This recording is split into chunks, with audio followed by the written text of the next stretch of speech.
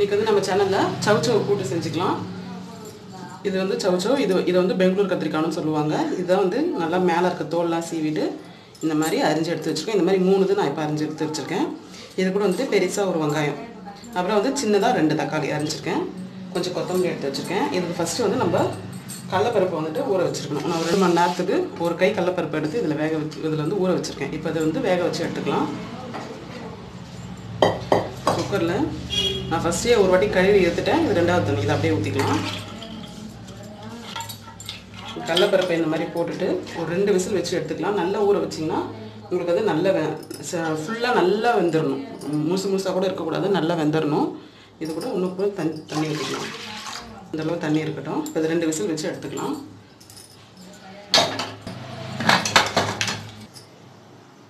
இப்போ பாருங்கள், இந்த மாதிரி நல்லா வெந்துடணும். இந்த மாதிரி நல்லா வேக வச்சு எடுத்துக்கோங்க. இப்போ இதில் வந்துட்டு இந்த சவ் சவ் சேர்த்துக்கலாம்.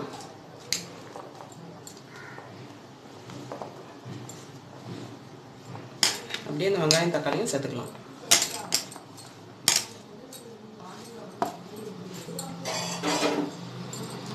இதோட சேர்த்துட்டு ஸ்டவ் ஆன் பண்ணிக்கலாம்.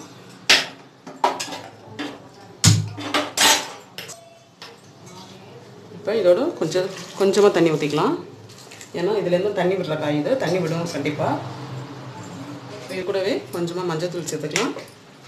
அப்புறமேட்டு கொஞ்சமாக உப்பு சேர்த்துக்கோங்க. பத்தாடி கூட அப்புறம் சேர்த்துக்கலாம், ஏன்னா அது நல்லா சுங்கிடும் நம்மளுக்கு. இது வந்துட்டு ஒரு வாட்டி நல்லா மிக்ஸ் பண்ணி வச்சுங்க.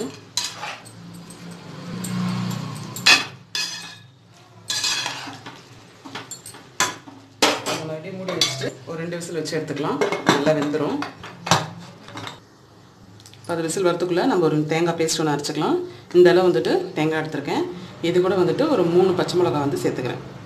இதை போட்டு நல்லா அரைச்சதுலாம் கொஞ்சம் பழுத்துருச்சு மிளகா, பச்சை மிளகா சேர்த்துக்கலாம். இதுக்கு இந்த தேங்காயும் இந்த பச்சை மிளகாவும் போட்டு தண்ணி விட்டு நல்லா நைஸாக அரைச்சி எடுத்துக்கலாம். பாருங்கள், அது நல்லா வெந்துருச்சு பாருங்கள்.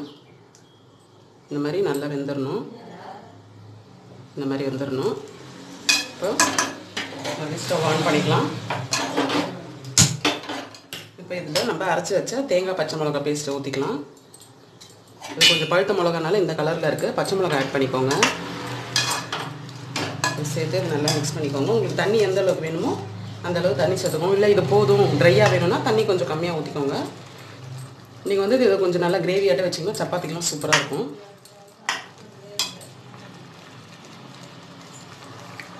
அதில் ஜாரில் கொஞ்சம் தண்ணி ஊற்றி இதில் சேர்த்துப்பேன். இப்போ இது நல்லா கொதிக்கட்டும்.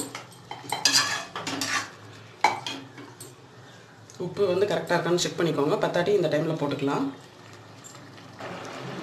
பாருங்கள், இதை தேங்காய்லாம் ஊற்றிட்டு ஒரு 5 நிமிஷம் கொதிச்சிருச்சு. இப்போ நம்ம தாளிச்சிடலாம். இதை இறக்கிட்டு இப்போ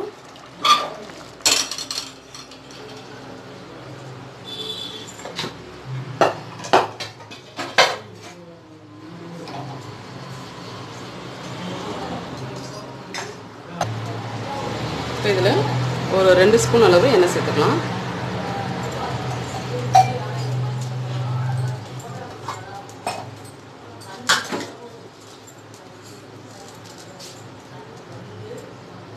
எண்ணெய் காஞ்சதும் இதில் கடுகு உளுத்தம்பருப்பு சேர்த்துக்கலாம்.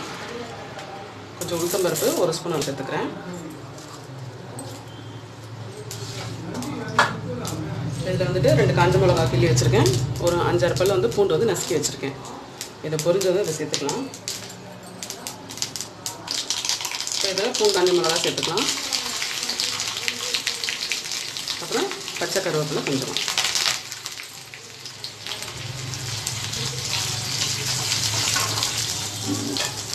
இப்போ இதை எடுத்து அப்படியே நம்ம அதில் மாற்றிடலாம். இப்போ இதை எடுத்து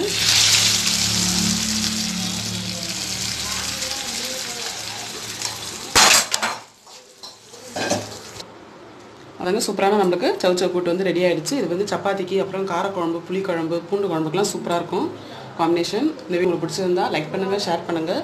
மறக்காமல் தஞ்சை கிச்சன் கலாட்டாக்கு சப்ஸ்கிரைப் பண்ணாதவங்க சப்ஸ்கிரைப் பண்ணுங்கள். தேங்க்யூ.